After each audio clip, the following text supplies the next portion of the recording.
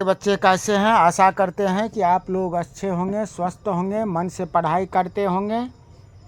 और पर्व भी समाप्त हो गया।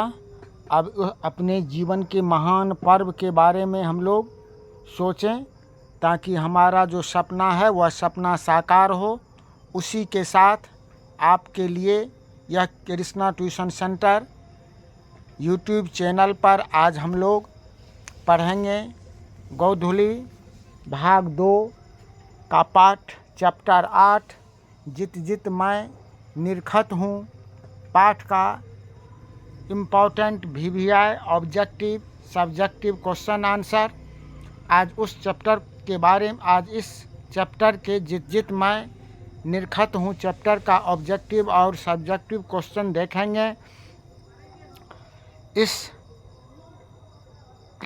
को पहले एक बार शेयर कर दीजिए, लाइक कर दीजिए, ताकि सभी के पास इसका नोटिफिकेशन जाए, सब इसका फ़ायदा उठा सके। और जो अभी तक सब्सक्राइब नहीं किए हैं वह इस चैनल को सब्सक्राइब कर लीजिए। तो आइए इसी के साथ हम पहला क्वेश्चन देखते हैं, हमारा ऑब्जेक्टिव क्या है। तो आ गया पहला क्वेश्चन, पंडित बिरजू महाराज किस कला से संबंधित है? पंडित बिरजू महाराज किस कला से संबंधित है? तो हमारा क्या होगा सही आंसर? बी नंबर का सही आंसर होगा, नृत्य कला से। क्या होगा? नृत्य कला से। अगला प्रश्न है, बिरजू महाराज किस घराने से आते हैं? तो बिरजू महाराज किस घराने से आते हैं? लखनऊ घराने से आते हैं। ए नंबर का हमारा सही जवाब होगा। अगला प्रश्न है जित जित मैं निरखत हूँ। जित जित मैं निरखत हूँ, नहीं, जित जित मैं निरखत हूँ, यह किस विधा की रचना है? तो यह साक्षात्कार है। डी नंबर का हमारा सही जवाब होगा। क्या होगा? साक्षात्कार। बिरजू महाराज के बाबूजी हनुमान जी का प्रसाद क्यों मांगते थे? नौकरी छूटने के लिए। बी नंबर का सही। बिरजू महाराज का जन्म हुआ था शुक्रवार को बसंत पंचमी के एक दिन पहले। शुक्रवार को बसंत पंचमी के एक दिन पहले। अगला प्रश्न है दिल्ली में हिंदुस्तानी डांस म्यूजिक स्कूल किनका था? निर्मला जी, बिमला जी, श्यामा जी। तो क्या होगा? निर्मला जी का था। ए नंबर का सही जवाब होगा। बाबूजी की मृत्यु के समय बिरजू महाराज की उम्र क्या थी? 9.5 साल का। कितना था? 9.5 साल का। चलिए, बहुत अच्छा। इसी तरह से जवाब दीजिए, बिरजू महाराज की शादी कितने वर्ष की उम्र में हुई? 18 साल में हुई। कितने साल में बिरजू महाराज की शादी हुई? 18 साल में। अगला प्रश्न है हमारा, जो बाबूजी के साथ बिरजू महाराज का आखिरी प्रोग्राम कहाँ था? मैनपुरी में था। कहाँ था? मैनपुरी में था। यह नहीं, वहाँ पर आखिरी प्रोग्राम था। आखिरी प्रोग्राम के समय बिरजू महाराज के बाबूजी कितने साल के थे? 54 साल के थे। कितने साल के थे? 54 साल के थे। बिरजू महाराज किसके प्रवाची बन गए? कथक नृत्य के। किसके? कथक के प्रवाची बन गए। रश्मि वाजपेयी संपादक हैं किसका? नटरंग पत्रिका का। किसका है? नटरंग पत्रिका का संपादक है। बिरजू महाराज ने गांडा बंधाने के लिए बिरजू महाराज ने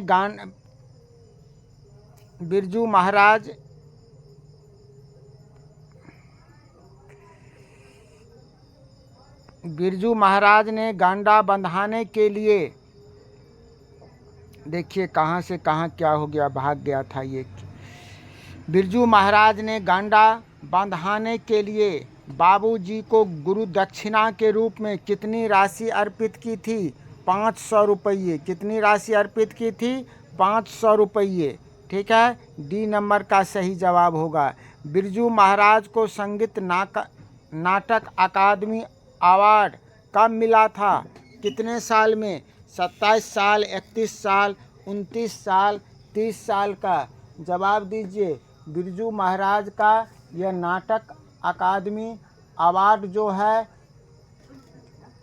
यह नाटक अकादमी अवार्ड 27 साल में मिला था। कितने साल की उम्र में? 27 साल की उम्र में। ठीक है। बिरजू महाराज के शागिर्द हैं। बिरजू महाराज के शागिर्द कौन है? शाश्वती। ये नंबर का सही जवाब होगा। गांडा बांधना का अर्थ क्या होता है? दीक्षित करना। क्या होता है? शिष्य बनाना, दीक्षित करना। रश्मि वाजपेयी क्या है? रश्मि वाजपेयी क्या है? नृत्यंगना है। नहीं, ये नंबर का हमारा सही जवाब होगा।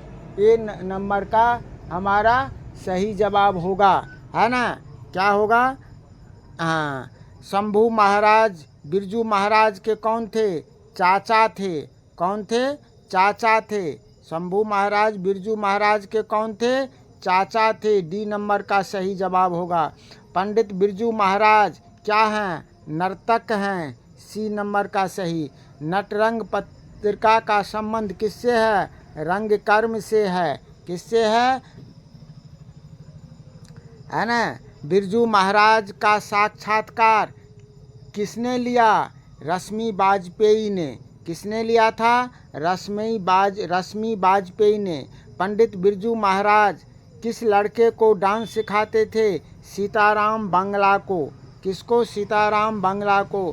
पंडित बिरजू महाराज की गुरुआइन कौन थी? उनकी माँ, है ना? अगला प्रश्न क्या है देखिए। पंडित बिरजू महाराज का जन्म कब हुआ था? 4 जनवरी 1938। 4 जनवरी 1938 को। नहीं, कब हुआ था? बिरजू महाराज का जन्म 1938 को हुआ था, है ना? 1938 को हुआ था। कब हुआ था? 1938 ईस्वी को बिरजू महाराज का जन्म हुआ था। बिरजू महाराज का जन्म 1938 4 जनवरी को। ठीक है। बिरजू महाराज का जन्म कब हुआ था? 4 फरवरी को। जनवरी नहीं बाबू, 4 फरवरी को। बी नंबर का सही जवाब होगा। बी नंबर का सही जवाब होगा 4 फरवरी 1938 ईस्वी को। बिरजू महाराज की पहली शिष्या कौन थी? रश्मि। कौन थी पहली? बिरजू महाराज की पहली शिष्या कौन थी? रश्मि थी। तो इस तरह से हम लोग ये इसका ऑब्जेक्टिव देखें। अब जो है 2 अंक स्तरीय हम लोग देखेंगे, महत्वपूर्ण 2 अंक स्तरीय, जो कि पहला क्वेश्चन है, बिरजू महाराज कौन कौन से वाद्य बजाते थे? बिरजू महाराज कौन कौन से वाद्य बजाते थे? तो बिरजू महाराज सितारा, गिटार, हारमोनियम, बांसुरी इत्यादि वाद्य यंत्र बजाते थे। अगला प्रश्न है, किनके साथ नाचते हुए बिरजू महाराज को पहली बार प्रथम पुरस्कार मिला? शंभू महाराज चाचा जी जो थे, नहीं, शंभू महाराज जो बिरजू महाराज के चाचा थे और उनके बाबूजी के साथ नाचते हुए बिरजू महाराज को पहली बार प्रथम पुरस्कार मिला था। लखनऊ और रामपुर से बिरजू महाराज का क्या संबंध है? तो लखनऊ में बिरजू महाराज का जन्म हुआ था। लखनऊ में बिरजू महाराज का जन्म हुआ था और रामपुर में 22 साल से उनके पिताजी रहते थे, इसीलिए तीनों बहन का जन्म रामपुर में हुआ था और वहाँ पर बिरजू महाराज भी काफ़ी दिन से रहे। इस तरह से रामपुर और लखनऊ दोनों का संबंध बिरजू महाराज का आत्मीय संबंध था। ठीक है। नृत्य की शिक्षा के लिए पहले पहल बिरजू महाराज किस संस्था से जुड़े और वहाँ किनके संपर्क में आए? नृत्य की शिक्षा के लिए पहल बिरजू महाराज जी दिल्ली में कहाँ आए? दिल्ली में आए और वहाँ दिल्ली में हिंदुस्तानी डांस म्यूजिक से जुड़े और वहाँ निर्मला जी जोशी से के संपर्क में आए। ठीक है, चलिए अगला प्रश्न क्या है? बिरजू महाराज अपना सबसे बड़ा जज किसको मानते थे? तो जैसा कि हम लोग जानते हैं, बिरजू महाराज अपना सबसे बड़ा जज अपनी माँ को, अम्मा को मानते थे। जब वे नाचते थे और अम्मा देखती थी, बिरजू महाराज की माँ जब देखती थी तो वे माँ से, अम्मा से अपनी कमी या अच्छाई के बारे में पूछा करते थे और उसने माँ जो है बाबूजी से तुलना करके उसमें निखार लाने का काम करती थी। और वाजपेयी ये क्या कहते हैं, बिरजू महाराज को है ना, उनको जो है हौसला बढ़ाने का काम करती थी। इस तरह से अपना जज बिरजू महाराज अपनी माँ को मानते थे। रामपुर के नवाब की नौकरी छूटने पर हनुमान जी को प्रसाद क्यों चढ़ाया? रामपुर के नवाब की नौकरी छूटने पर हनुमान जी को प्रसाद चढ़ाया क्योंकि यह महाराज जी 6 साल की उम्र में नवाब साहब के यहाँ से नाचते थे। अम्मा परेशान थी। बाबूजी नौकरी छूटने के लिए हनुमान जी का प्रसाद मांगते थे, जो किसी तरह से नौकरी छूट जाए और नौकरी से जान छुट्टी। इसीलिए नहीं, जब नौकरी से वहाँ से छूट गया तो वहाँ छूटने के बाद हनुमान जी को प्रसाद चढ़ाया था, है ना। बिरजू महाराज की अपने शागिर्दों के बारे में क्या राय है? बिरजू महाराज अपने शिष्या रश्मि वाजपेयी को भी अपना शागिर्द बताते हैं। वे उन्हें शाश्वती कहते हैं। इसके साथ ही बैरोनिक, फिलिप, मैकेलिन, टॉक, तीरथ प्रताप, प्रदीप, दुर्गा आदि को भी बिरजू महाराज अपना शागिर्द बताए हैं। वे लोग तरक्की कर रहे हैं, प्रगतिशील बने हुए हैं और इनकी भी चर्चा किए हैं। अगला प्रश्न है, बिरजू महाराज के जीवन के बारे में बिरजू महाराज के जीवन में सबसे दुखद समय कब आया? तो बिरजू महाराज के जीवन में सबसे दुखद समय बाबूजी की मृत्यु के बाद हुआ। जब बिरजू महाराज के बाबूजी की मृत्यु हुई तब उसके लिए बहुत दुखदाई समय व्यतीत हुआ। घर में इतना पैसा नहीं था कि बाबूजी का 10वां क्रियाकर्म किया जा सके। उन्होंने 10 दिनों के अंदर 2 प्रोग्राम किए और उन 2 प्रोग्रामों से 1500 रुपये इकट्ठा हुआ और तब जा कर के 10वां और 13वां कर्म किए। ऐसी हालात में नाचना एवं पैसा इकट्ठा करना महाराज जी के जीवन का सबसे दुखद समय था। इस तरह से हम 2 अंक स्तरीय प्रश्न देखें। अब जो व्याख्या पूछा जाता है 5 अंक स्तरीय, वह जो VVI 5 अंक स्तरीय प्रश्न है उसको भी हम देखेंगे, समझेंगे। जो पहला है, जैसे 500 रुपये देकर मैंने गांडा बंधवाया, इस पंक्ति की व्याख्या करें। तो लिखेंगे प्रस्तुत व्याख्या में देखिए 3 पैसेज में व्याख्या होनी चाहिए। तो लिखेंगे पहला पैसेज, प्रस्तुत पंक्तियां हमारी पाठ्य पुस्तक के जित मैं निरखत हूँ पाठ से ली गई है। इन पंक्ति का संबंध बिरजू महाराज से है। बिरजू महाराज को शिक्षा उनके पिताजी से मिली थी।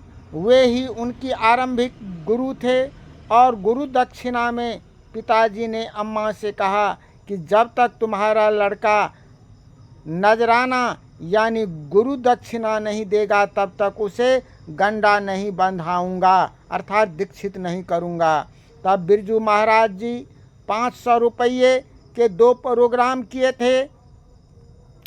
500 रुपये के 2 प्रोग्राम किए थे और उस 2 प्रोग्राम करके 500 रुपये ले करके बिरजू महाराज अपने पिताजी को दिया और तभी पिताजी ने गांडा बांधा। उन्होंने कहा यह दक्षिणा मेरी है, अतः इसमें एक भी पैसा नहीं दूंगा, इसमें से एक भी पैसा नहीं दूंगा। मैं इसका गुरु हूँ और इन्होंने नजराना मुझे दिया है। तब 500 रुपये देकर बिरजू महाराज ने अपने पिता से गांडा बंधवाया।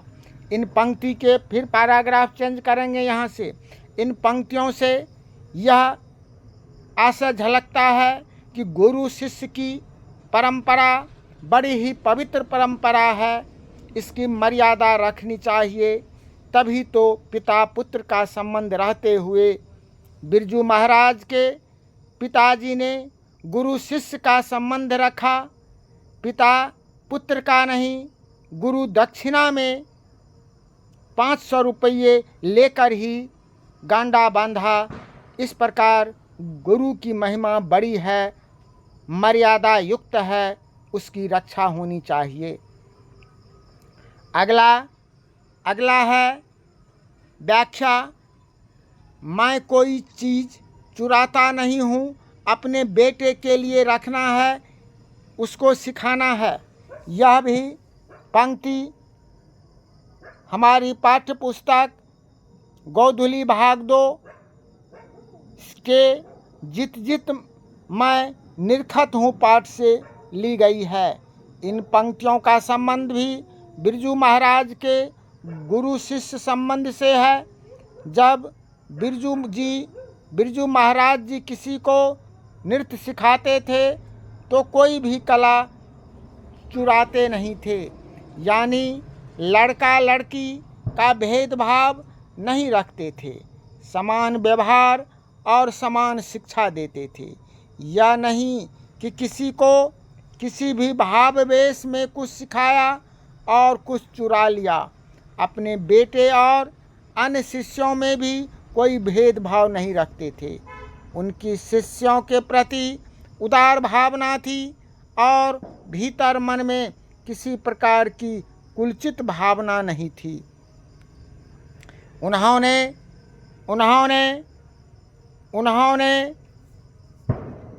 यह भेद कभी नहीं किया। उनमें यह भेद नहीं था कि बेटे के लिए अच्छी चीज़ों को चुरा कर रखना है और दूसरों को आधी अधूरी शिक्षा देनी है। अतः इन पंक्तियों के माध्यम से या इन पंक्तियों में बिरजू जी के मनोभावों का पता चलता है, उनके पिताजी के मनोभावों का पता चलता है। उनके पुत्र शिष्य का, लड़का लड़की का भेदभाव नहीं था। विचार पवित्रता और गुरु की सदास्यता थी। एक पवित्र गुरु का जो शक्ति है, एक पवित्र गुरु की जो इच्छा होती है, एक शिष्य परंपरा की जो पवित्रता है, उसकी भाव इस पंक्ति के माध्यम से झलकता है। तो प्यारे बच्चे, जो आप आज यह क्लास देखें, पढ़ें, इस जित जित मैं निरखत हूँ पाठ का ऑब्जेक्टिव, सब्जेक्टिव, लॉन्ग क्वेश्चन भी हम लोग पढ़ें। यह क्लास कैसा रहा, इस पर कमेंट आप लोग ज़रूर कीजिएगा।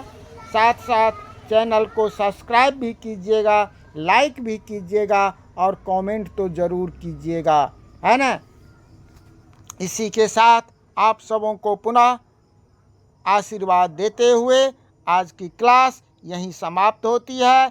तब तक के लिए सबको आशीर्वाद। जय हिंद।